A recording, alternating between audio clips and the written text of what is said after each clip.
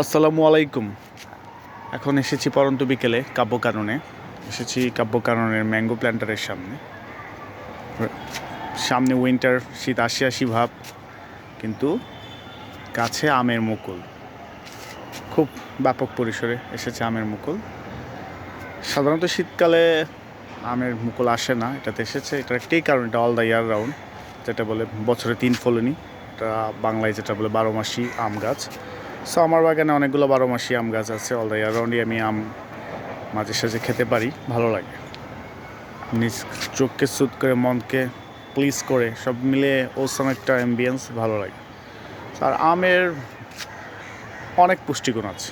আম anti ageing, ত্বককে ভালো রাখে, দেহকে ভালো রাখে, হার্ট এবং কোলেস্টেরলের জন্য, কোলেস্টেরলের মাত্রা কমিয়ে হার্টকে খুব ভালো রাখে, পেটের খুব ভালো ডাইজেস্টেশনের জন্য খুব ভালো।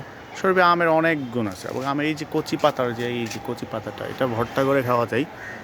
এটারও অনেক ভিটামিন সি সমৃদ্ধ, অনেক ভালো এই কচি পাতাটা। পাহাড়িরা খায়, এবং আদিবাসী যারা, অরিজিনাল যারা, তারা এই আমের পাতার ভর্তা খায়। আমিও খাই মাঝে মাঝে, ভালো লাগে আমি কচি আমের পাতা। সর্বোপরি আমার ফেসবুক অ্যান্ড ইউটিউব বন্ধুদেরকে আমি প্রতিনিয়তই বলি, গাছ লাগান, ধরণীকে বাঁচান, নিজেকে বাঁচান, নিজের ভবিষ্যৎ প্রজন্মকে বাঁচান, এবং শারীরিক মানসিকভাবে হেলদি এবং ওয়েলদি থাকুন।